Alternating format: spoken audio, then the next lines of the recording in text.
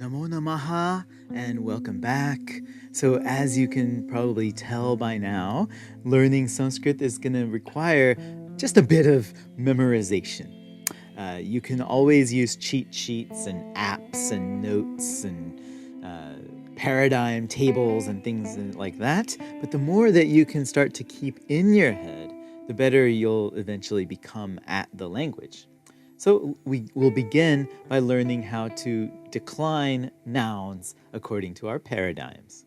Nouns are going to have these 7 different cases or vibhaktis, 3 different numbers, these vachanas, and the declensions are going to be different based on the final letter of the stem of the noun.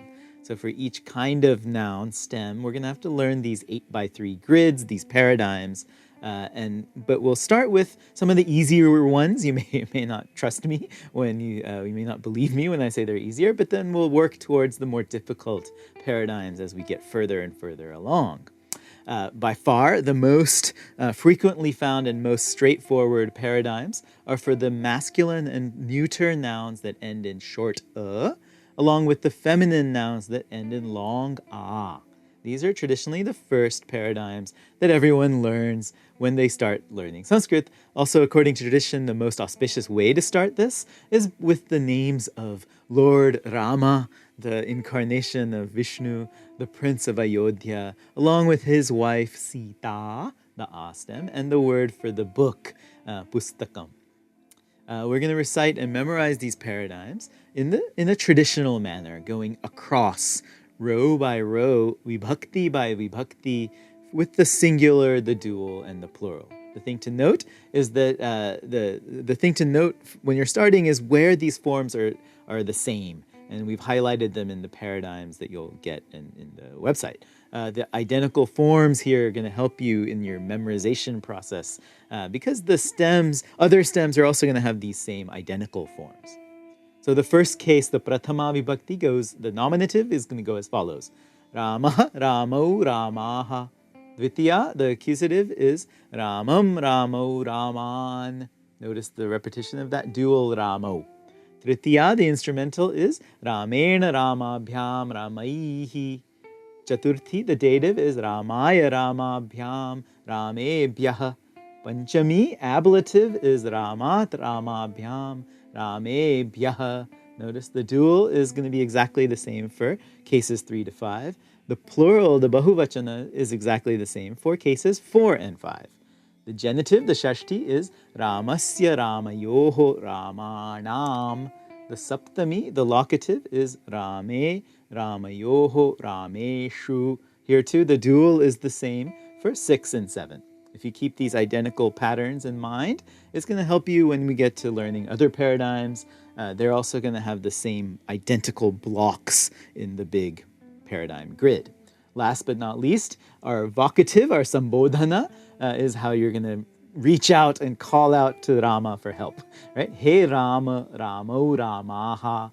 Notice that if you're calling out to 2 Ramas or 3 or more Ramas, it's going to be the same as your nominative form. It's only in the singular that it's different. The visarga drops and it's just Rama, not Rama. Moving on to Pustakam, we're going to see that it differs from the masculine only in the first case and the second case, the nominative and accusative.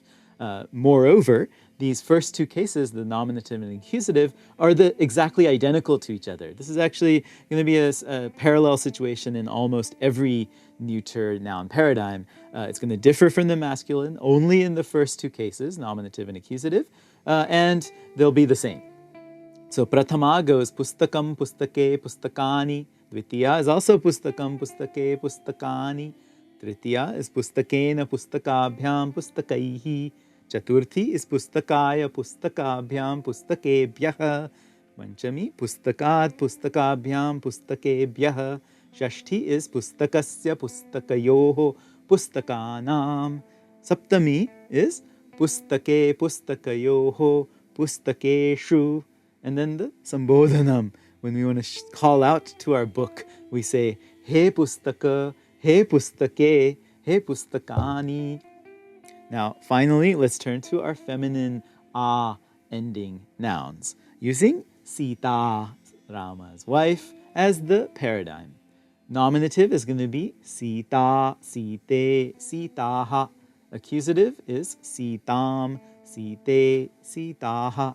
Notice the dual and plural are both identical in the first two cases. It's kind of in between the masculine and the neuter, where all of them were the same, right? The instrumental is sitaya, sitabhyam, sitabhihi. Dative is sitayai, sitabhyam, sitabhyaha. Ablative is sitayaha, sitabhyam, sitabhyaha. Then the genitive is sitayaha, sitayoho, sitanam. Note here the pattern for duals and plurals is going to be the same as we found in the masculine and neuter paradigms. And then there's one more identical situation that you might have noticed. The fifth and sixth cases, the ablative and genitive singulars, are going to be the same. And this is actually a feature that's typical across the board for all of the feminine noun paradigms. Finally, we're going to have the locative. Sitayam, sitayoho, sitasu. And let's not forget our sambodhana, the vocative, when we call out to sita. He site, he site, he sitaha. So let's start memorizing these and paradigms. When we come back, let's go through now, row by row, and talk about what each of these vibhaktis means, how they get formed, and how they're going to work syntactically and semantically in Sanskrit sentences. Also some interesting patterns and usages about each of the cases. So keep practicing, keep reciting, try to internalize these three paradigms and then practice them with the other nouns maybe as well. And as all of this starts sticking in your head, you'll find that reading Sanskrit is just going to get easier and easier. Thank you for watching. See you in the next segment. Punarmilamaha. Dhanyavadaha.